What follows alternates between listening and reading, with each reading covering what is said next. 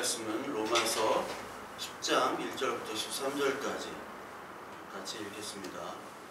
형제들아, 내 마음에 원하는 바와 하나님께 구하는 바는 이스라엘을 위함이니 곧 그들로 구원을 받게 함이라. 내가 증언하노니 그들이 하나님께 열심히 있으나 올바른 지식을 따른 것이 아니니라. 하나님의 의를 모르고 자기 의를 세우려고 힘써 하나님의 의에 복종하지 아니하였느니라. 그리스도는 모든 믿는 자에게 의를 이루기 위하여 율법의 마침이 되시니라.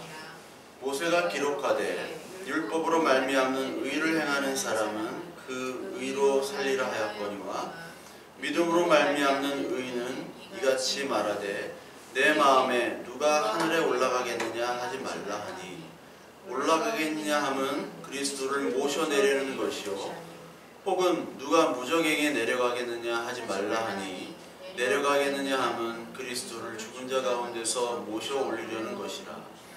그러면 무엇을 말하느냐? 말씀이 내게 가까워 내 입에 있으며 내 마음에 있다 하였으니 곧 우리가 전파하는 믿음의 말씀이라. 내가 만일 내 입으로 예수를 주로 시인하며 또 하나님께서 그를 죽은 자 가운데서 살리신 것을 내 마음에 믿으면 구원을 받으리라. 사람이 마음으로 믿어 의에 이르고 입으로 시인하여 구원에 이르느니라. 성경에 이르되 누구든지 그를 믿는 자는 부끄러움을 당하지 아니하리라 하니, 유대인이나 헬라인이나 차별이 없습니다. 한 분이신 주께서 모든 사람의 주가 되사 그를 부르는 모든 사람에게 부유하시도다. 누구든지 주의 이름을 부르는 자는 구원을 받으리라.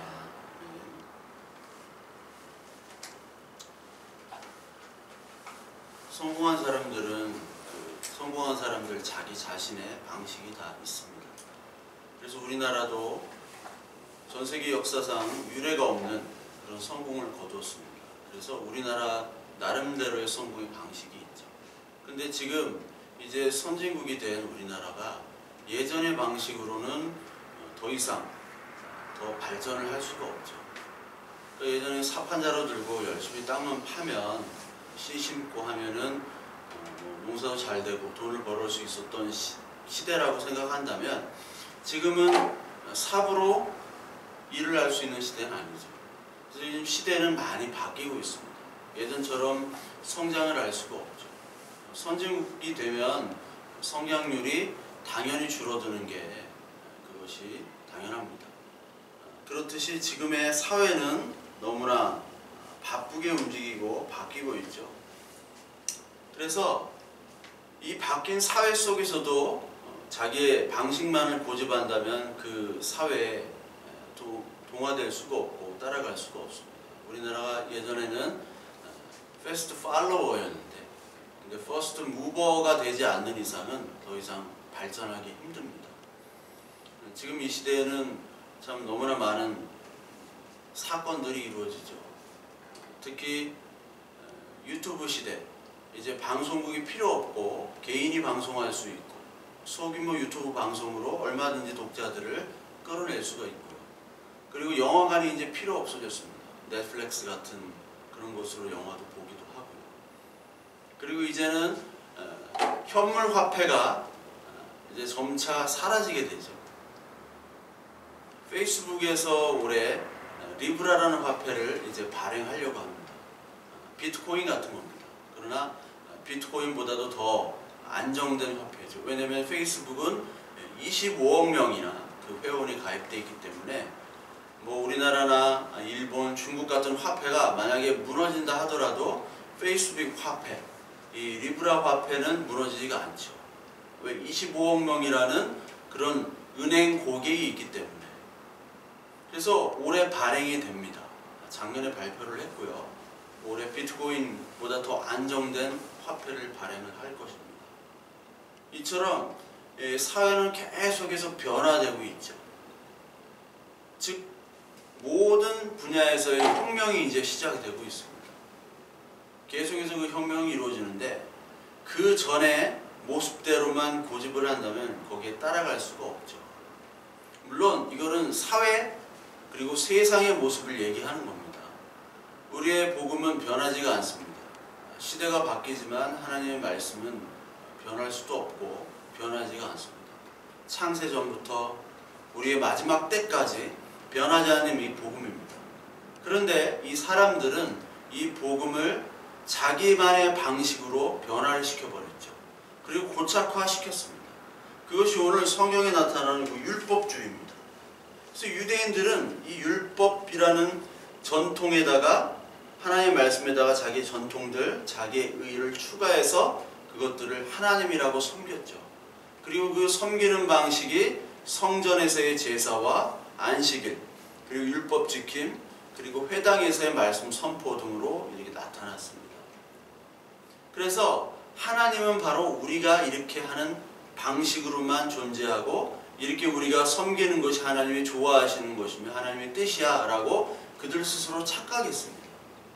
그때 예수 그리스도께서 오신 거죠. 예수님이 오셔서 말씀의 혁명을 주신 거예요. 구약의 모든 것들은 나를 가리킨다 라고 하는 이 혁명적인 사건을 주셨는데 그 혁명적인 사건을 이 바리새인들, 유대인들은 알지를 못했죠.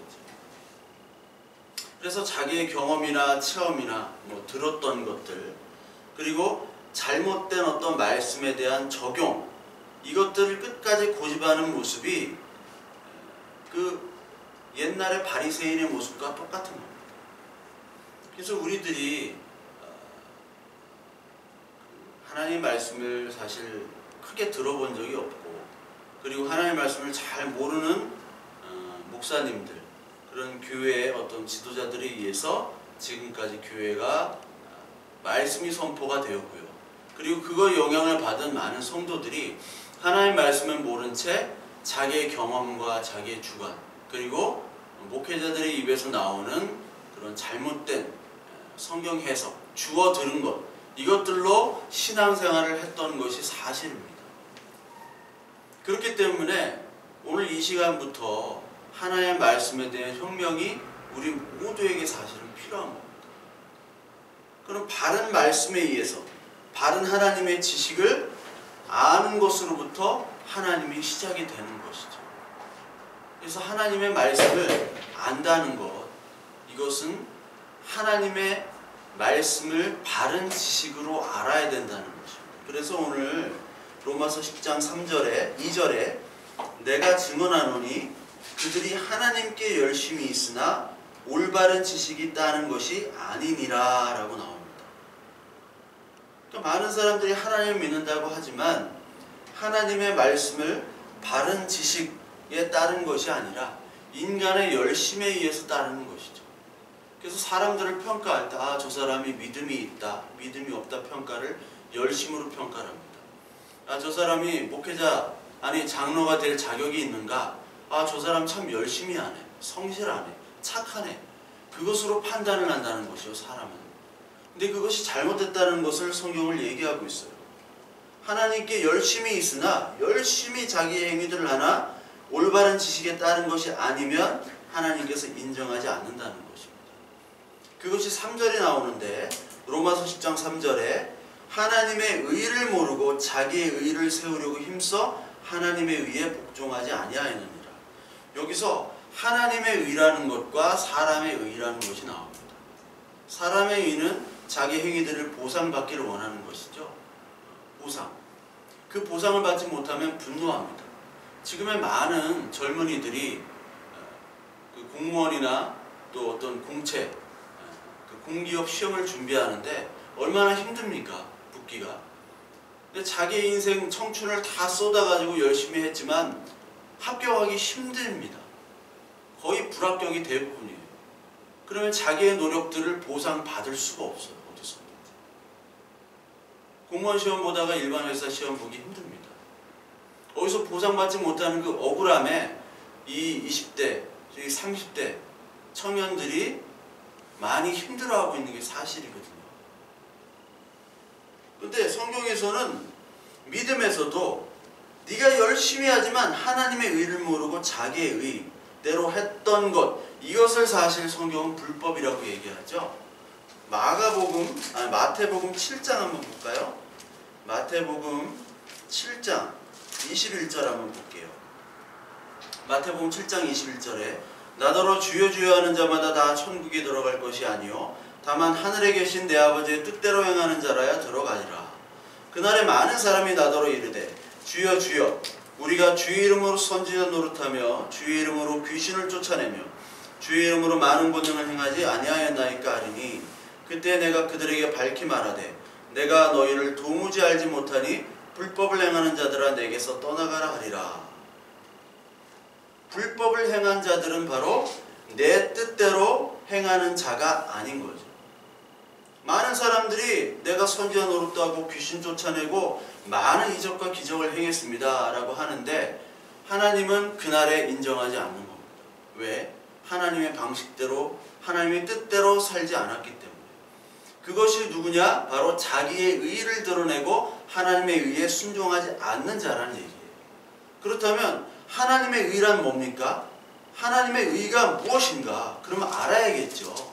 그냥 우리가 하나님의 의, 구원, 은혜 그냥 말로만 얘기하지만 그것에 대한 정확한 의미를 알지 못한 채 우리는 신앙생활이라는 걸 하고 있다고 말씀을 드렸죠. 그래서 하나님의 의가 뭐냐? 하나님의 의가 로마서 1장에 나옵니다. 로마서 1장 17절에 복음에는 하나님의 의가 나타나서 믿음으로 믿음에 이르게 하나니 기록된 바 오직 의인은 믿음으로 말미암아 살리라 함과 같으니라. 복음에는 하나님의 의가 나타난대요.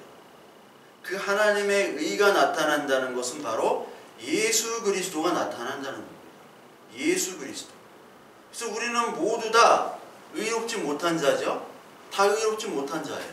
로마서 3장 19절에 보면 우리가 알거니와 무릇 율법이 말하는 바는 율법 아래에 있는 자들에게 말하는 것이니 이는 모든 입을 막고 온 세상으로 하나님의 심판 아래에 있게 하려 함이라. 그러므로 율법의 행위로 그 앞에 의롭다 하심을 얻을 육체가 없나니 율법으로는 죄를 깨달음이니라. 이제는 율법 외에 하나님의 한 의가 나타났으니 율법과 선지자들에게 증거를 받은 것이라.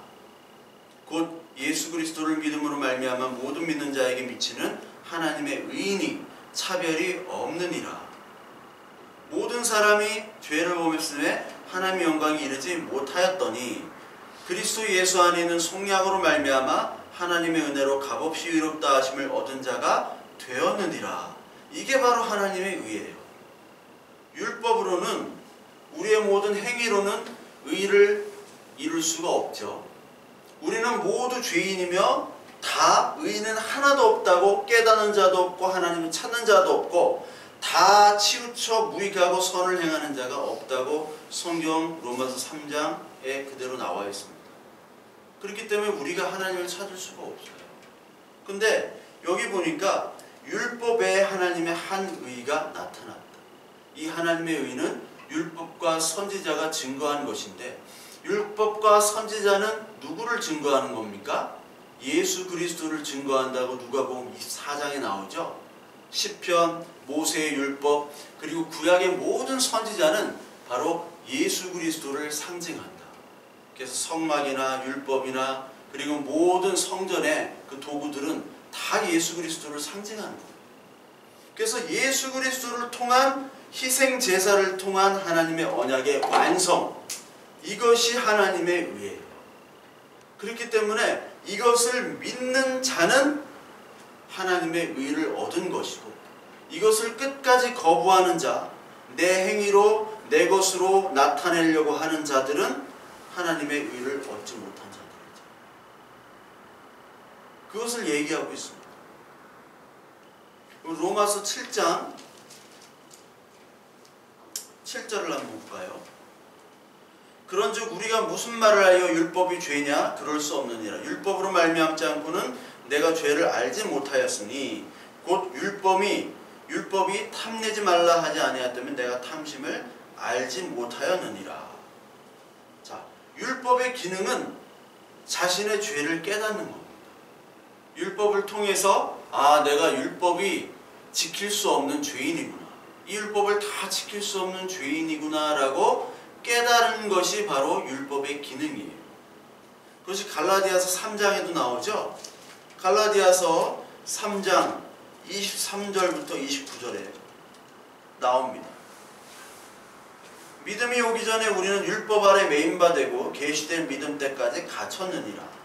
이와 같이 율법이 우리를 그리스도께로 인도하는 초등교사가 되어 우리로 하여금 믿음으로 말미암아 의롭다함을 얻게 하려 함이라. 믿음이 온 후로는 우리가 초등교사 아래 있지 아니하도다.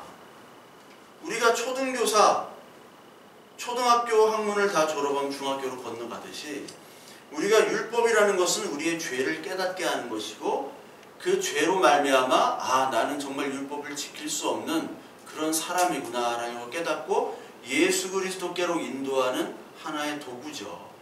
아주 선한 도구입니다. 율법이라는 것.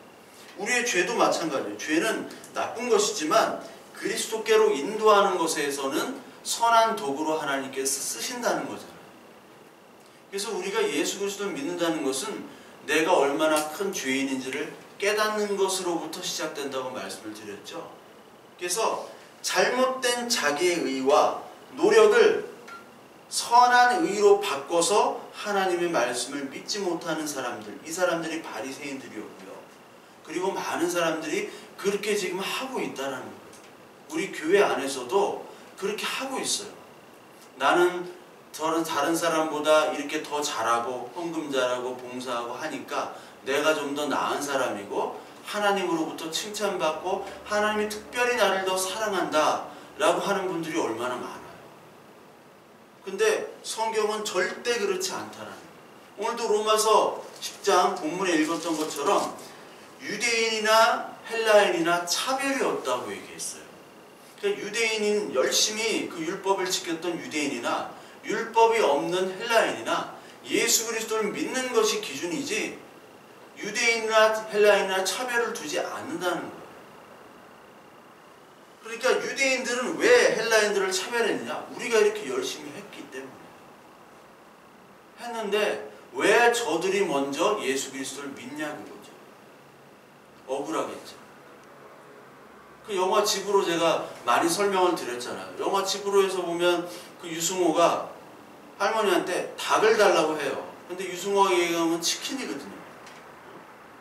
프라이드 반, 양념 반, 허니 갈릭 소스 발라가지고 이렇게 먹는 거를 좋아하는데 이 할머니는 백숙을 삶아주는 거예요. 열심히 한약재도 넣고 대추도 넣고 막 열심히 몸에 좋은 거는 다 넣어. 그래서 갖다 주니까 유승호는 화를 내죠. 내가 말하는 거는 치킨이란 말이야. 백숙이 아니야. 근데 열심히 그렇게 막 장작불을 떼가지고 막 가마솥에다가 해요. 얼마나 정성을 들여요.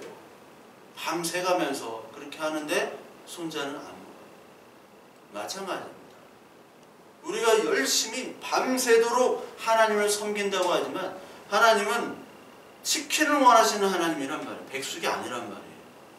하나님의 뜻대로 하는 자.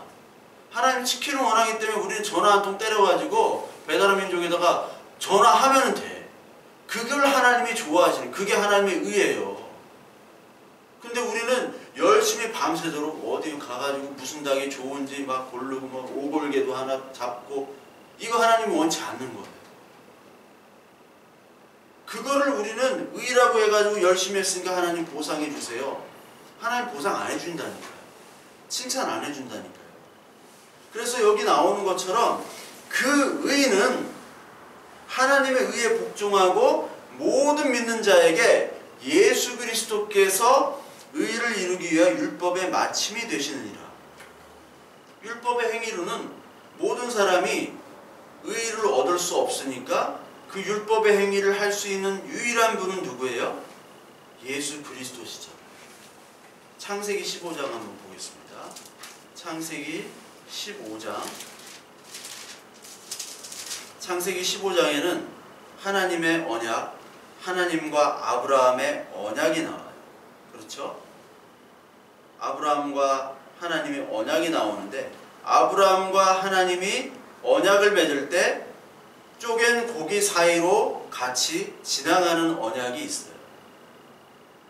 옛날에 이 지방에서는 사람과 사람이 계약할 때 쪼갠 고기 사이로 지나갑니다. 옛날에 뭐 어떤 그런 증명서가 별로 없었잖아요. 종이도 별로 없었고. 그렇기 때문에 쪼갠 고기 사이로 들어간다는 것은 누구든지 한 명이 이 계약을 깨게 되면은 이 쪼갠 고기처럼 너를 반으로 쪼개겠다는 거예요. 너를 죽이겠다는 거예요. 근데 이 쪼갠 고개 사기로 돌아갈 때 누구만 가냐? 하나님만 가요. 하나님. 그 15장 10절에 보면 아브라함이 그 쪼갠 것을 가져다가 그 중간에 쪼개고 그 쪼갠 것을 마주 대하여 놓고는 그 새는 쪼개지 아니하였으며 솔개가 그 사체 위에 내릴 때 아브라함이 쫓았더라.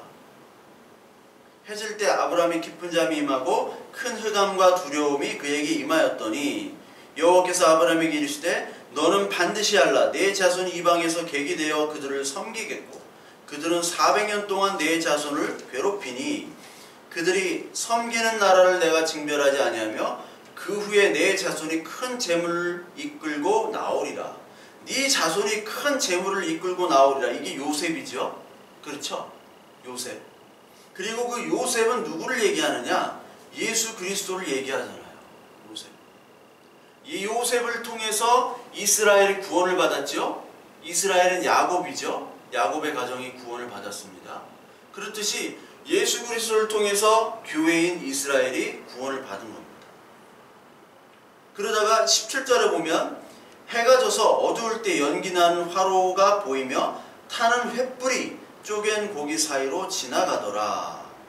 그날에 여호와께서 아브라함과 더불어 언약을 세워 이르시되 내가 이 땅을 애굽 강에서부터 그 큰 강 유브라데까지 내 자손에게 주노니. 이 말씀은 뭐냐면 이 쪼갠 고기 사이로 횃불이 지나가죠. 이게 바로 여호와 하나님이 지나가는 겁니다. 아브라함과 같이 지나가야 되는데 여호와 하나님 혼자 지나가시는 거예요. 그래서 그 언약은 메리트라고 말씀을 드렸죠. 이 언약은 쌍방계약이 아니라 일방계약이라고 얘기하셨죠. 그러니까 내가 너를 지명하여 너를 불렀나니 너는 내 아들이라. 그 이사야에서 나오는 것처럼 우리는 하나님을 찾을 수 있는 존재가 아니라 하나님이 우리를 찾는 거예요. 드라크마와 동전의 비유. 그 주인이 드라크마를 찾는 거죠. 주인이 찾는 거예요. 동전, 잃어버린 동전이 주인을 찾을 수 있습니까? 못 찾아요. 무생물이란 말이에요. 마른 뼈의 환상, 그런 게 바로 뭐냐면 마른 뼈가 우리의 모습이라는 거예요. 죽은 존재라는 거예요.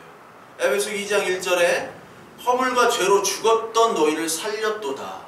예수 그리스도를 믿는 사람들의 첫 번째 존재의식은 나는 죽은 존재라는 거예요. 아, 나는 죽은 존재고 마른 뼈야. 근데 그 마른 뼈를 살리시잖아요.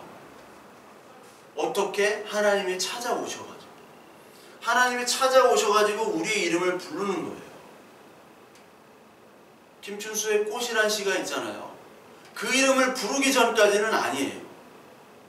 그 이름을 불렀을 때 꽃이 되는 거예요. 하나님께서 우리를 부르셨을 때 하나님의 자녀가 되는 거예요. 그 부름을 어떻게 합니까? 하나님의 말씀이 들려지기 시작해요. 교회 나오고 예배 보고 뭐 성경 읽고 해서 들으는 거 아닙니다. 오늘도 성경을 100도 간들 1000도 간들 하나님의 말씀이 안 들리는 사람이 있어요.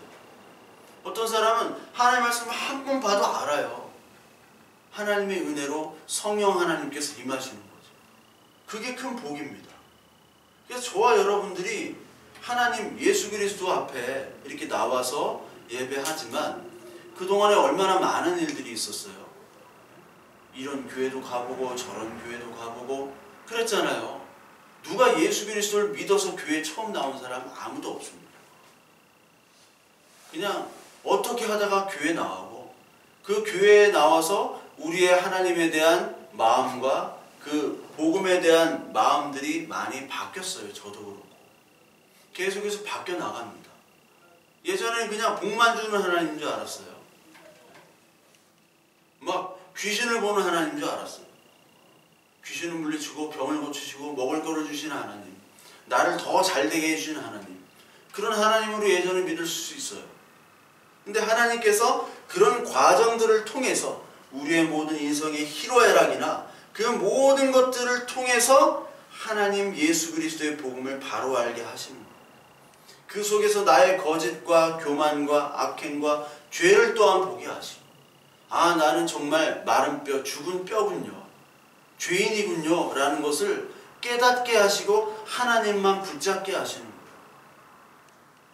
그게 잘못된 지식에서 바른 지식으로 가는 겁니다. 그래서 우리의 열심은, 진짜 하나님이 원하시는 열심은 잘못된 지식이 아니라 바른 지식에서 오는 하나님이 원하시는 열심을 우리에게 원하는 거예요. 그냥 사람들 세상 기준에서 그냥 무조건 열심히 하고 성실히 하고 개처럼 벌어가지고 정승처럼 쓴다, 이런 식의 사고가 아닙니다.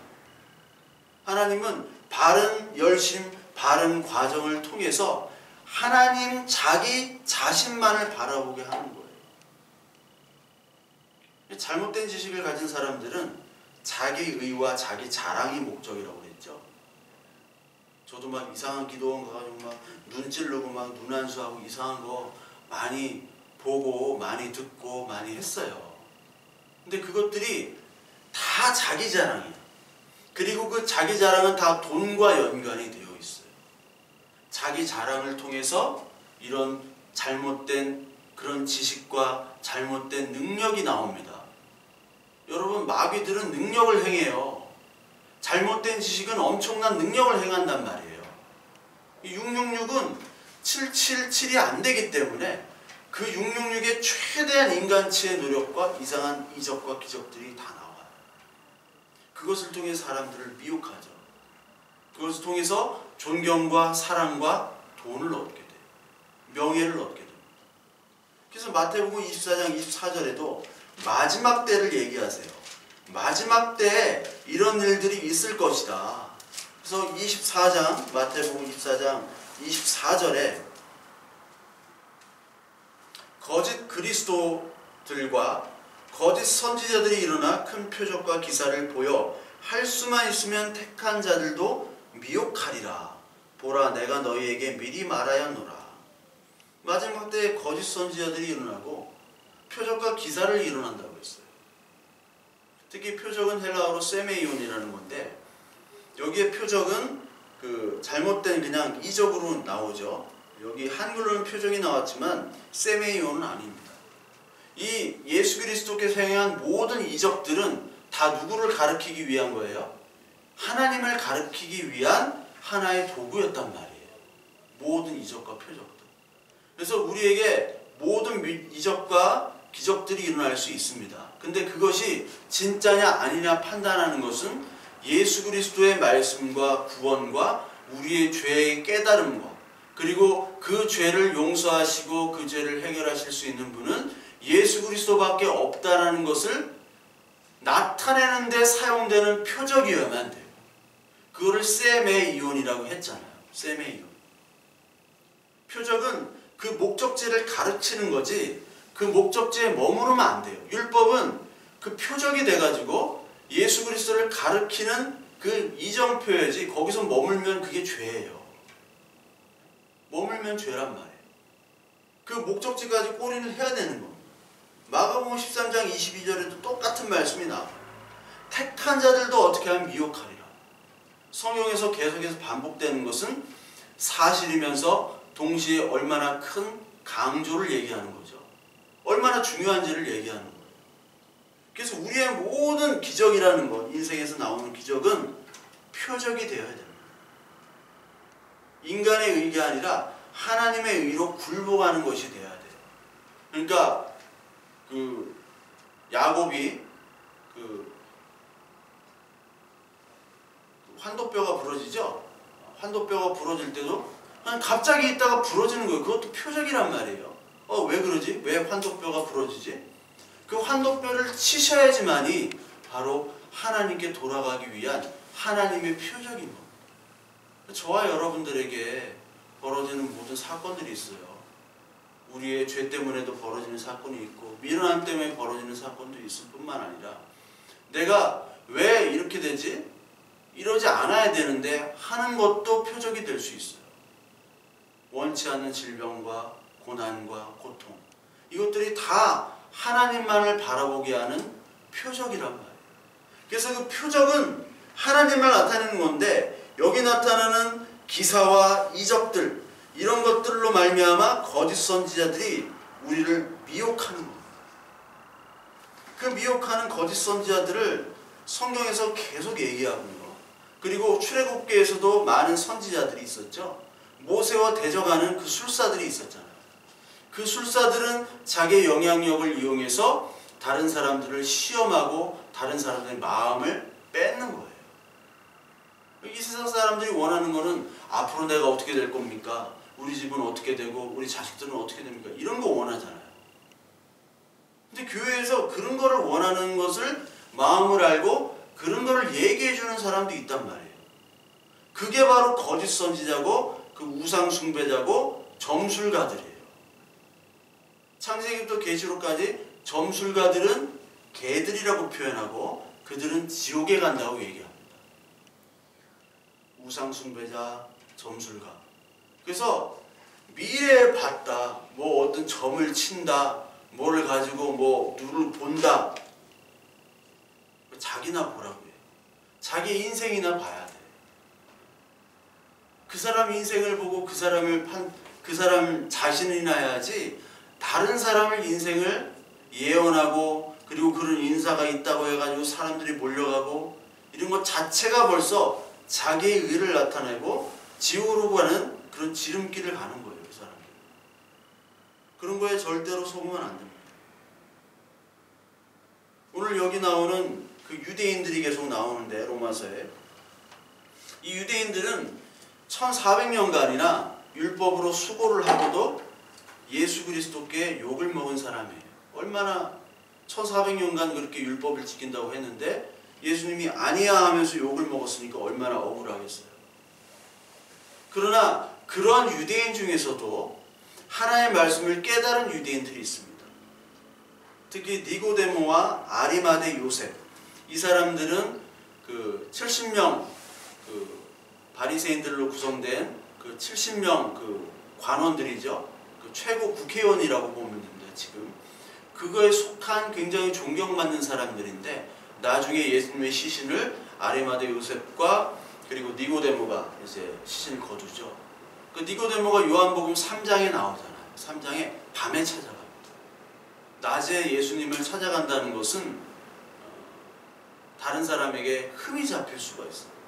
밤에 몰래 찾아가죠. 요한복음 4장에는 누가 나옵니까? 수가성 여인을 예수님이 찾아가세요. 그러니까 니고데모는 예수님을 찾아갔고 예수님은 4장에는 수가성 여인, 이방 여인을 찾아가세요. 밤과 낮이 바뀌고 니고데모는 굉장히 높은 직이고 그 수가성 여인은 굉장히 멸시받는 여인입니다.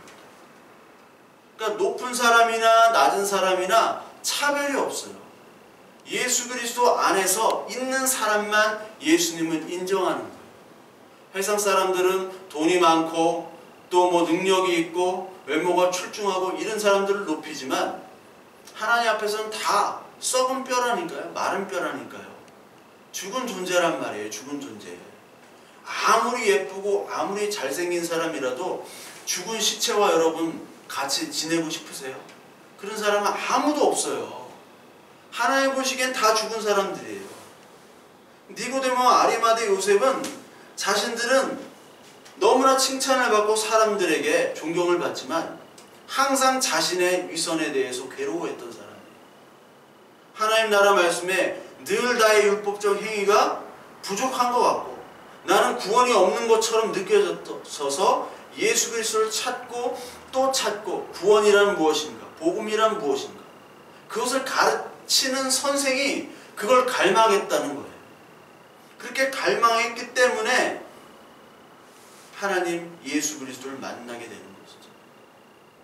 요즘엔 조금만 유명하고 조금만 잘나면요 기고만장해가지고 막 자랑하고 자기의 인맥과 돈과 지식을 자랑하죠.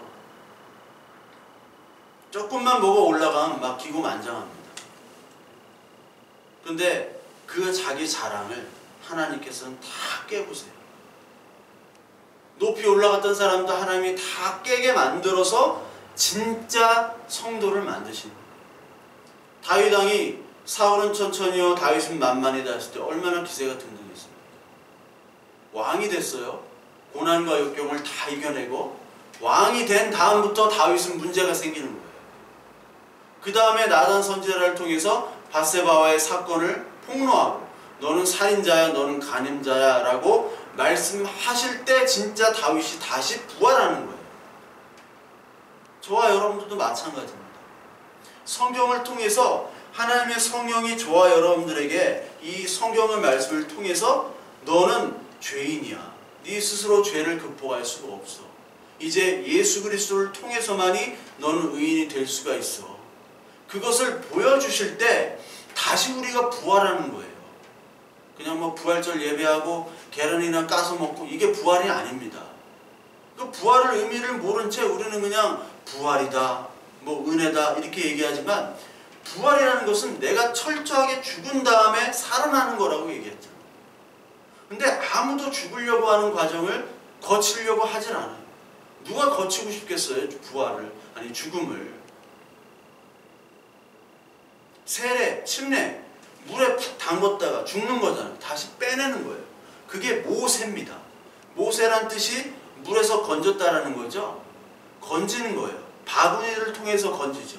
그 바구니가 헬라어로 방주라고 얘기해요. 노아의 방주의 그 단어가 모세의 바구니예요.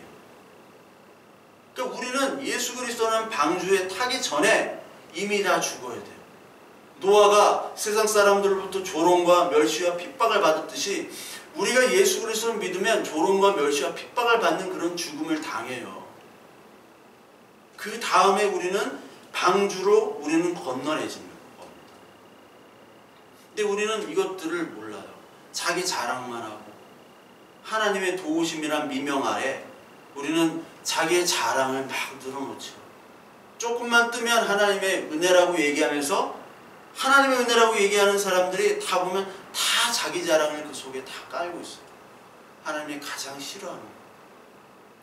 제가 TV에 김영철의 동네 한 바퀴라는 프로그램이 있잖아요. 다 TV를 안 보시고 하도 성경만 보셔가지고 모르시는데 그 동네 한 바퀴라는 프로그램이 있어요.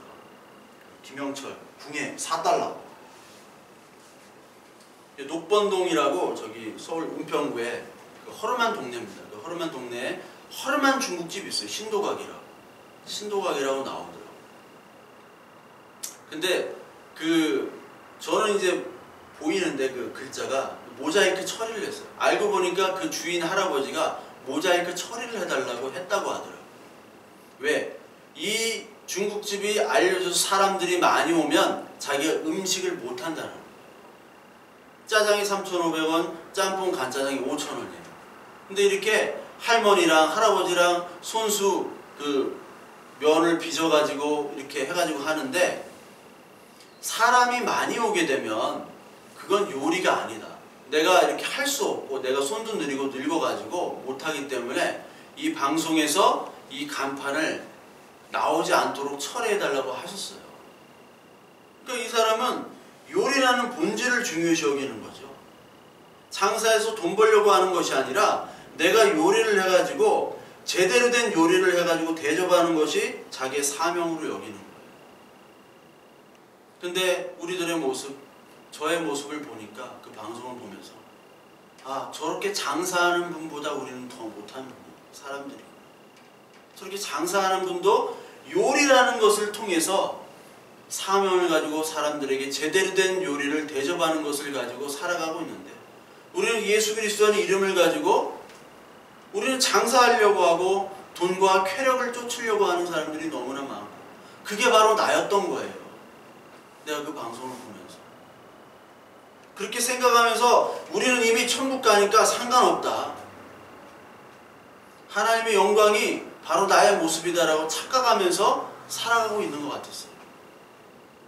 근데 하나님의 영광이란 단어는 우리 인간에게 쓸 수 없다고 그랬죠. 하나님께 영광을 돌립니다. 하나님의 영광이란 단어는 예수 그리스도의 십자가밖에 없다고 그랬어요. 그래서 하나님은 하나님 자신을 위해서 일하시는 거예요. 우리를 위해서 일하시는 게 아닙니다. 우리가 어떻게 됩니까? 우리를 위해서 일하시옵소서, 우리를 사용하시옵소서 얘기하지만 그건 어떻게 보면 맞는 말이지만 하나님의 말씀은 뭐냐면 하나님은 자기 자신이 언약을 베푸시고 택할 자를 택하시고 하나님의 영광을 위해서 자신을 위해서 일을 하는 거예요. 그걸 인간들이 착각하고 있어요. 시편 23편에 이 내용이 나오는데 시편 23편 1장부터 4장에 이 말씀이 있습니다. 여호와는 나의 목자시니 내게 부족함이 없으리로다. 그가 나를 푸른 풀밭에 누이시며 쉴만한 물가로 인도하시는도다. 내 영혼을 소생시키시고 자기 이름을 위하여 의의 길로 인도하시도다. 내가 사망의 음침한 골짜기로 다닐지라도 내 해를 두려워하지 않을 것은 주께서 나와 함께 하심이라. 주의 지팡이와 막대기가 나를 안위하시나이다. 미국 영화 같은 데 보면 뭐 위기, 뭐 공포 영화, 그리고 뭐 이런 막 상어가 막 죽이려고 하고 그럴 때 꼭 시편 23편 암송하는 사람이 꼭 있어. 그러니까 암송하는 사람이 꼭 살아. 미국 영화는 애국주의, 기독교 이런 것들이 많이 반영이 돼요. 미국 영화가. 근데 여기 보니까 3절에 내 영혼을 소생시키시고 자기 이름을 위하여 의의 길로 인도하시는, 자기 이름이라는 것은 여호와의 이름. 하나님은요 우리를 사용하시지만 우리를 어떻게 사용하시느냐. 나는 나야. 에고 에이미. 하나님이 어떤 하나님입니까? 나는 스스로 증명하는 자다. 이렇게 얘기했잖아요. 스스로 있는 자다. 그게 이제 잘못된 좀 표현인데 그냥 나는 나라라고 얘기하는 거예요. 헬라어로 에고 에이미. 나는 나야. 누구도 나의 존재를 부인할 수도 없고 그리고 설명할 수도 없어. 내가 하는 방식대로 이 세상과 너를 만들고 너를 하나님의 자녀로 인도하는 거예요. 그러니까 우리가 하나님의 일들을 함부로 얘기할 수가 없는 거예요. 하나님만이 하나님의 일을 하는데 하나님 자신을 위해서 일하는 거예요. 그게 무슨 말이냐면 하나님께서 하나님의 존재 본질을 하나님의 방식대로만 얘기하기 때문에, 근데 그것이 누구에게 나타나느냐? 우리에게 나타나요. 즉 우리가 구원을 얻었다는 것은 하나님 우리를 택했다는 거죠. 근데 구원을 얻을 만한 조건과 자격이 있습니까? 저와 여러분들의 자격과 조건이 있어요? 없잖아요. 이 세상에 저와 여러분들보다 더 착하고 더 성실하고 더 정말 법 없이 살 사람들이 차고 넘칩니다. 근데 하나님은 그들을 택하지 않고 우리처럼 죄악과 그리고 허물 많고 그리고 우리 자신밖에 모르는 이기적인 존재들을 하나님은 택했어요. 그게 인간의 방식이 아니라 하나님의 방식이라는 거예요. 그게 하나님이 되심을 나타내는 거고, 너희 생각은 나의 생각과 전혀 다르고 너의 의와 나의 의는 다르다. 이 세상 나라 법과 하나님 나라의 법과 다르다는 것을 하나님께서 보여주시는 증거 존재로 저와 여러분을 택한 거예요. 아시겠죠? 그게 하나님의 방식이에요. 그러니까 하나님의 이름을 위해서 우리를 부르시고 구원한 거예요. 세상의 인정을 받으려고 하지 않습니다. 하나님은.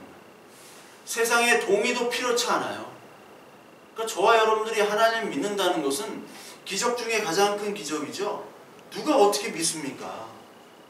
근데 잘못된 열심히 있는 자들은 이 세상 자랑, 하나님께 인정받고 이 사람에게 인정을 받으려고 하는 거죠.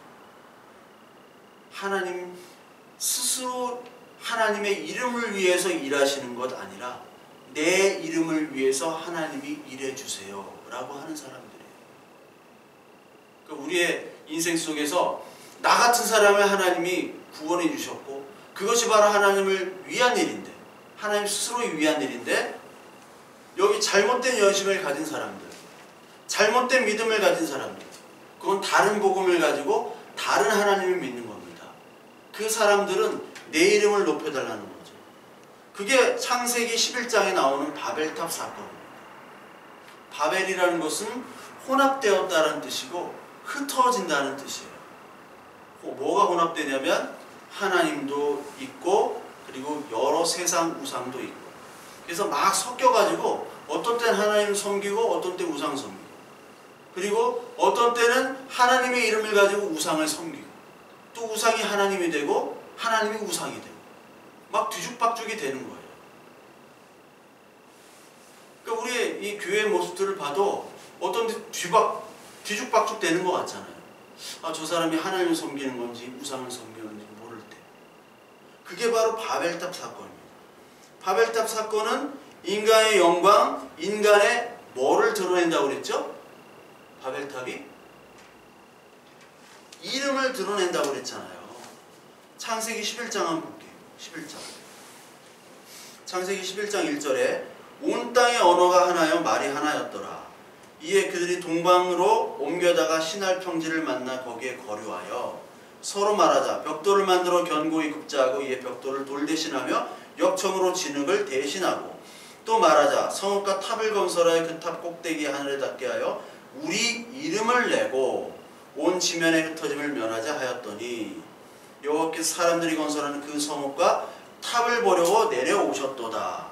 여호와께서 이르시되 이 무리가 한 족속이요 언어도 하나이므로 이같이 시작하였으니 이후로는 그 하고자 하는 일을 막을 수 없으리로다. 자 우리가 내려가서 거기서 그들의 언어를 혼잡하게 하여 그들이 서로 알아듣지 못하게 하자 하시고 여호와께서 거기서 그들을 온 지면에 흩으셨으므로 그들이 그 도시를 건설하기를 그쳤더라. 그러므로 그 이름을 바벨이라 하니 그는 여호와께서 거기서 온 땅의 언어를 혼잡하게 하셨음이니라. 여호와께서 거기서 그들을 온 지면에 흩으셨더라.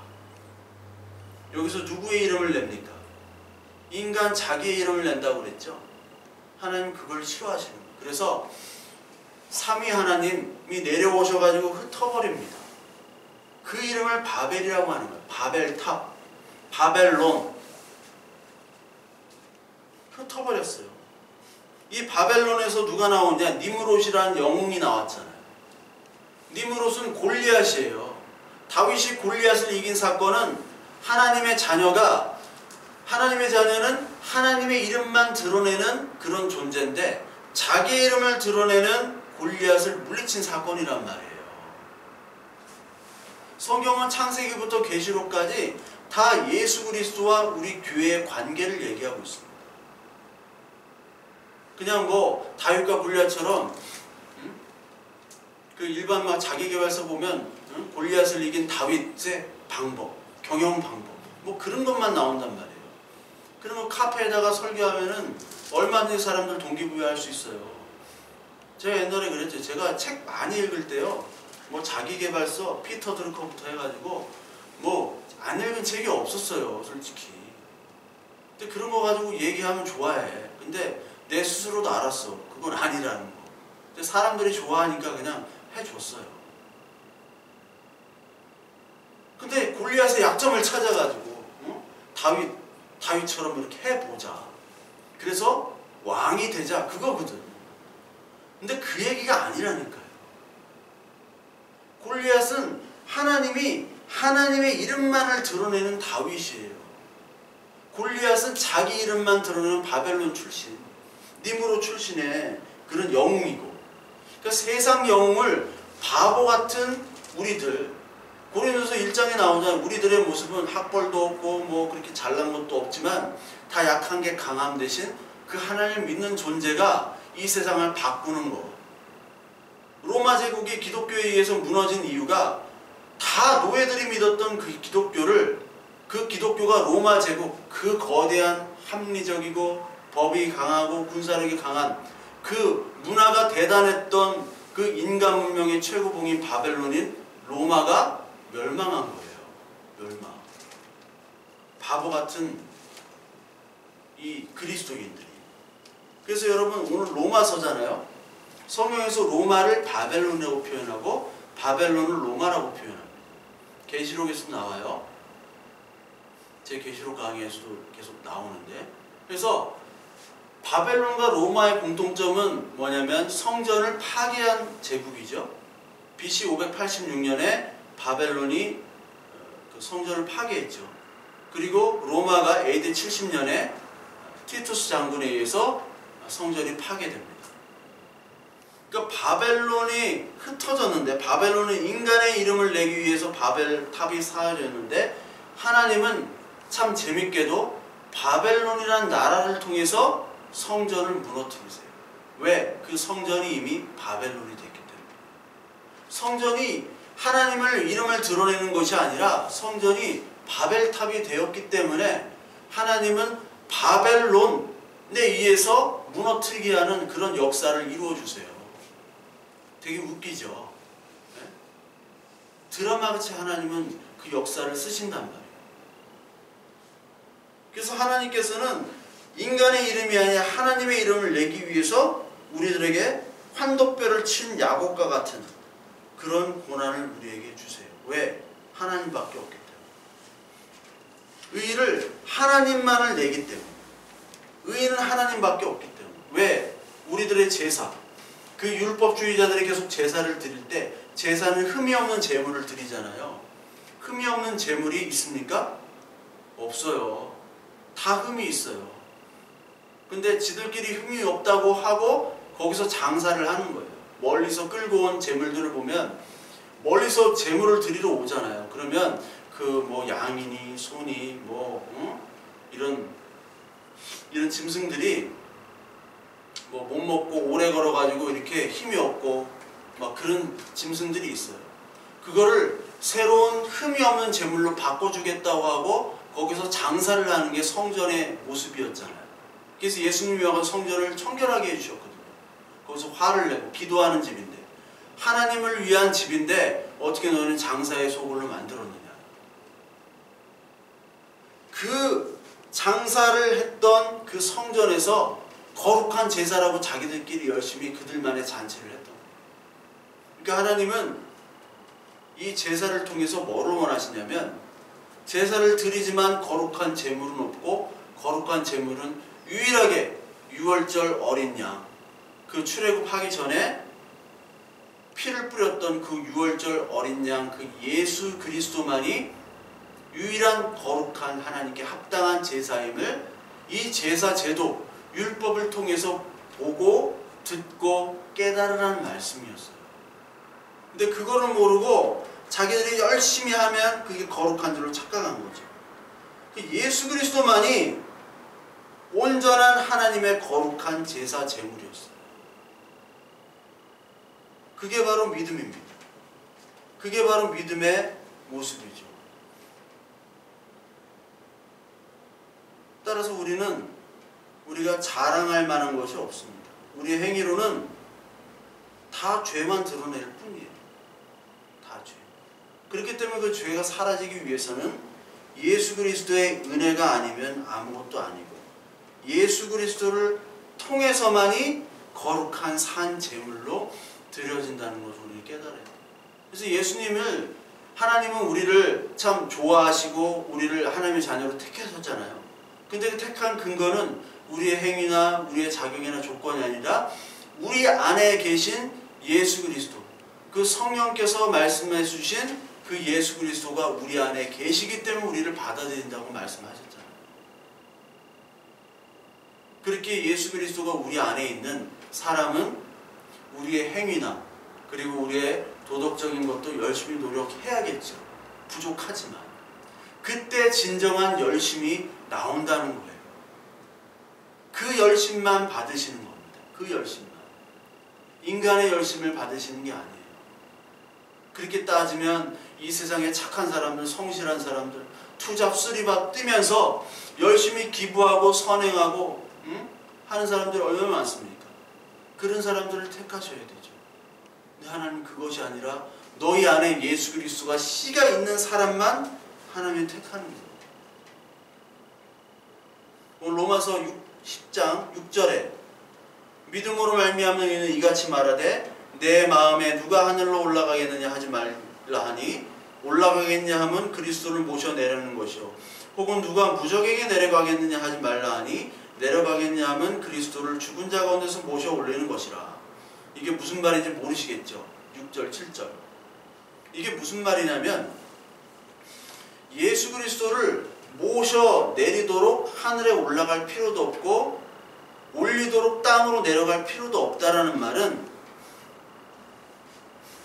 믿음의 진리의 말씀, 네가 이 진리의 말씀은 너의 노력과 너의 힘으로 되지 않고 하나님께서 하시는 거야 라는 것을 얘기하고 있는 거예요. 6절 7절에. 그러니까 믿음을 위해서 하나님을 끌어내리거나 그리고 뭐 땅에 있다고 하는 그 하나님을 올리거나 그러한 너의 노력이 필요가 없다라는 거예요. 믿음은. 하나님께서 너에게 믿음을 주시겠다는 거예요. 이 6절 7절은 그런 말이에요. 왜냐하면 이 바리새인들은 자기의 믿음을 드러내기 위해서 하나님의 이름을 가지고 하나님의 이름을 차용해 가지고 열심히 하나님을 위해서 끌어내리죠. 막 하나님께서 나에게 주시고 하나님 오늘도 나를 위해 일하시고 그리고 하나님 나와 함께 하시고 하나님이 이걸 원하시는 거예요. 그래서 하나님의 이름만 파는 사람들이었어요. 근데 너의 행위를 증명하기 위해서 하나님의 이름을 끌어내릴 필요가 없다라는 거예요. 그것은 죄라는 것을 설명하기 위해서 바울이 얘기하고 있는 거예요. 그러면서 8절을 설명합니다. 그러면 무엇을 말하냐? 말씀이 되게 가까워 내 입에 있으며 내 마음에 있다 하였으니 곧 우리가 전파하는 믿음의 말씀이다. 그러니까 하나님의 성령 하나님께서 우리에게 임하는 것이지 우리가 열심히 하나님을 끌어내리는 게 아니죠. 막 찬양에서 성령 받아라 이런 찬양이 있어요. 막 기도원 가면 성령 박수 치면서 성령을 어떻게 받아요? 예? 막 성령을 던져라 막 받아라. 인간이 던지고 받는 게 아니잖아요. 하나님이 주시는 거거든요. 그러니까 전혀 잘못된 찬송을 가지고 막 박수 치고 막 안수하고 막 웃고 떠들고 막 쓰러지고 그런단 말이에요. 그게 다 마귀이시거든요. 그래서 나중에 뭐 하느냐? 결국은 돈 걷어. 다 사람들의 종교심 그리고 종교심은 무서워함과 무서운 것들을 찔러요. 네가 가장 두려운 것들을 찔릅니다. 그 사람들. 그래서 종교성을 가지고 돈을 버거든요. 그 사람들은. 그리고 자기 명예, 자기 능력을 드러내려고 하고 하나님의 심판받을 사람들. 하나님께서는 오늘 성령을 통해서 예수 그리스도의 진리의 말씀이 우리들에게 항상 있도록 하겠다라는 것이 바로 성령의 일이에요. 요한복음 16장 예, 그 말이잖아요. 요한복음 16장 이 다 성령이 하시는 일을 얘기하고 있죠. 나는 이제 천국으로 하늘나라로 가지만 성령이 오셔서 너에게 이런 일을 할 것이다. 요한복음 16장 7절에 내가 너에게 실상을 말하노니 내가 떠나가는 것이 너에게 유익이라. 내가 떠나가지 아니하면 보혜사가 너에게 오시지 아니할 것이요 그가 와서 죄에 대하여 의에 대하여 심판에 대해 세상을 책망하시리라. 그러니까 성령은 우리에게 말씀으로 죄, 의, 심판을 얘기하시죠. 진리의 성령이 오시면 그가 너희를 모든 진리 가운데로 인도하시리니 그가 스스로 말하지 않고 오직 들은 것을 말하며 장래의 일을 너에게 알리시리라. 이걸 가지고 장래의 일을 막 성령을 받았다고 해서 뭐 점을 본다거나 이런 얘기가 아니라 장래의 일이라는 것은 예수 그리스도의 다시 오심 그리고 예수 그리스도가 오늘 우리와 함께 하시고 죽으시고 부활하셔서 지금 예수 그리스도께서 지금 제자들에게 얘기하는 거잖아요. 내가 죽었다가 부활을 하겠다. 그리고 부활했다가 승천한 다음에 다시 재림하겠다라는 예수 그리스도에 대한 예언을 얘기하는 거예요. 뭐 네가 장래에 어떻게 되고 그런 얘기가 아닙니다. 그런 얘기는 다 하나님께 벌받는다는 거라니까요. 그래서 그것들을 너에게 알리시리라. 저와 여러분들은 과거, 현재, 미래를 다 알고 있어요. 창세기부터 우리가 어떻게 태어나고 어떻게 만들어졌고 어떻게 하나님의 자녀가 됐는지를 성경을 통해서 잘 알게 되고 오늘도 그 하나님의 말씀이 우리와 함께 하시고 그리고 앞으로 오실 예수 그리스도를 우리는 소망으로 기다리는 인내로 기다리는 사람임을 우리는 다 알게 된 사람이에요. 세상 사람들은 과거도 몰라 현재도 몰라 미래도 몰라요. 그냥 돈 벌다가 그냥 가는 거예요. 돈 벌다가 적당히 살다가 적당히 행복하고 즐기다가 결혼하고 시집 장가가고 돈 벌다가 그냥 가는 허무한 인생. 이게 바로 죽은 자라는 거예요. 죽은 자의 모습. 우리도 그랬던 죽은 자에서 출애굽으로 하나님이 살려주셨는데 그 진리의 말씀을 통해서 우리가 그걸 깨닫게 된 것이 바로 복이잖아요. 복.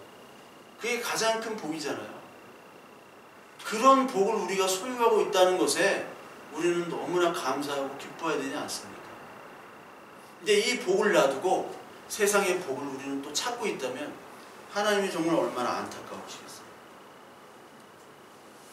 그러니까 이 복을 가진 사람들은 믿음의 말씀을 가진 사람이며 9절에 나온 것처럼 만일 내 입으로 예수를 시인하며 하나님께서 그를 죽은 자 가운데서 살리신 것을 내 마음에 믿으면 구원을 받으리라. 사람의 마음으로 믿어 의에 이르고 입으로 시인하며 구원에 이르느니라. 성경에 이르되 누구든지 그를 믿는 자는 부끄러움을 당하지 않느니라. 누구든지 주의 이름을 부르는 자는 구원을 받으리라. 이 말씀을 가지고 마지막에 사람 죽을 때 예수 그리스도를 믿어, 예수 천국 이거 말해. 그냥 시키니까 말해. 그러면은 구원을 얻었다라고 얘기하는 사람들이 많아요. 입으로 예수 그리스도만을 구원 얘기하면 그 구원을 받은 겁니까? 아니죠. 여기서 무엇을 얘기하냐면, 여러분, 예수라는 것은 마가복음, 마태복음 처음에 나온 것처럼 너희들에게 예수란 이름, 그 마리아와 요셉에게 하나님이 나타나셔서 이 이름을 예수라 하라 라고 하며, 이 예수는 너희 백성을 구원할 자라라는 이름이라고 얘기했잖아요. 예수. 지금도 예수라는 이름이 많습니다. 헤수스. 스페인 가면 헤수스, 스페인이나 남미 가면 헤수스예요. 이름이 예수야. 예수. 막 이글레시아스, 이름이 교회예요. 근데 그 헤수스라는 이름은 너희를 구원할 자예요. 살바도르, 스페인 말 그 살바도르란 말도 있습니다. 구원자. 근데 이 구원자라는 것은 너희를 죄로부터 구원하는 것이지, 너희의 가난과 너희의 어떤 절망과 너희의 어떤 지금 시험 합격 못해가지고 막 시험 붙여주는 그런 구원자가 아니에요. 결혼 못한 사람을 결혼시켜주는 그런 구원자가 아니라 죄로부터 구원하는 거예요. 죄로부터. 죄. 그 죄로부터 구원하는 자로 예수를 불렀다는 겁니다. 그거를 너는 시인하고 있느냐? 그 사람만이 입으로 시인하고 마음으로 믿는 그 진정한 하나님의 자녀가 된다. 그러니까 사람들이 다 물어보면 다 다른 예수를 믿고 있어요. 돈 잘 벌게 하는 예수, 나 잘 되게 하는 예수, 우리 십장가 못한 우리 아들, 딸들 십장가 잘 가게 하는 예수, 건강하게 해주는 예수. 그 예수는 다 가짜 예수인데 가짜 예수를 붙잡는 사람들이 많단 말이에요. 나의 죄, 나의 지금 절망, 이 절망적인 죄로부터 구원해주는 그 구원자 예수를 하나님이 원하세요. 그 고백을 하라는 거예요. 고백. 그래서 맨 마지막에 뭐라고 나오냐면, 성경에 이르되 누구든지 그를 믿는 자는 부끄러움을 당하지 아니하리라. 그를 믿는 자, 예수 그리스도를 믿는 자는 부끄러움을 당하지 않는데요. 이 부끄러움이 뭡니까? 우리 9장 한번 볼까요? 9장, 로마서 9장 32절부터 33절까지. 어찌 그러냐? 이는 그들의 믿음을 의지하지 않고 행위를 의지함이라. 부딪힐 돌에 부딪혔느니라. 이렇게 기록된 바, 보라 내가 걸림돌과 거치는 바위를 시온에 두노니 그를 믿는 자는 부끄러움을 당하지 아니하리라 함과 같으니라. 이 말이 그대로 나오죠. 걸리는 돌로 하나님께서 이 예수님이 우리에게 오시는 거예요. 우리가 막 죽음의 길로 가다가 예수님이 걸리는 돌로 딱 우리의 인생에 태클이 들어와서 그 태클 때문에 넘어지면서 죽음의 길이 아닌 생명의 길로 다시 유턴하는 그 거치는 돌로 우리에게 오셨어요. 거치는 돌. 우리가 그대로 가면 우리는 죽음의 길이에요. 죽는 겁니다. 우리는 지금 죽음의 길로 가다가 돌에 부딪히고 거쳐가지고 우리 인생에 태클이 들어오고 환도뼈와 같은 태클이 들어와서 우린 다시 생명의 길로 하나님께서 바꿔주시는 거예요. 이것을 성경에서 회개라고 하는 거예요. 회개. 우리가 회개하는 게 아니라 하나님께서 회개시켜 주시는 거예요. 거치는 돌로. 부끄러움을 당하지 않는데, 여러분 인간이 처음에 언제 부끄러움을 당했죠? 창세기에 보면 아담과 하와에서 그때 그 무화과 나뭇잎으로 가렸을 때 부끄러움이 있어서 무화과 나뭇잎으로 가렸죠. 근데 그 무화과 나뭇잎은 이제 잎하기가 시들면은 다시 이파리를 떠다가 가려야 되잖아요. 예수님이 무화과 나무잎을 저주하셨죠. 무화과 나무를. 그 저주한 비유는 율법은 이제 저주돼야 된다. 왜? 율법으로는 죄를 사해 줄 수 없습니다.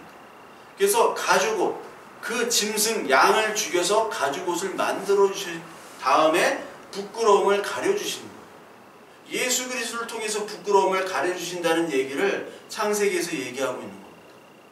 오늘도 부끄러움을 당하는 사람들은 아직 죄 안에 있는 거예요. 성경에서 부끄러움이라는 단어를 찾아보면 시편이나 뭐 욥기나 뭐 창세기나 많이 나와요. 선지서나. 거기에 보면은 다 율법주의자, 하나님의 대적자, 원수자, 우상숭배자 이런 사람들, 즉 여전히 죄인인 존재를 부끄러워한다라고 얘기해요.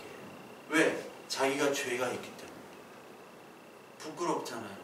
저도 너무나 부끄러운 죄들이 너무나 많고 많은 사람들이 그런 부끄러운 죄를 가지고 있는데 그 죄를 가지고 살아가는 것이 아니라 이제 하나님이 그 죄를 나의 죽음으로 없애주셨다. 즉 예수 그리스도를 통해서 부끄러움이 사라졌다. 이 사람만이 시인하고 고백하고 주의 이름을 부를 수 있는 자라는 겁니다. 그러니까 진짜 예수 그리스도를 믿는 자에게 하나님이 임하시는 거지, 가짜 예수, 가짜 복음, 다른 복음을 전하는 자는 저주를 받을 것이다 라고 갈라디아서에서 바울이 얘기했잖아요. 바울 시대 때도 너무나 많은 가짜 복음들이 있었어요. 다 자기들이 복음이라고 얘기하고 다 자기들이 선지자라고 얘기하는데 그 사람들의 말로는 아직까지 부끄러움을 당하는 자들,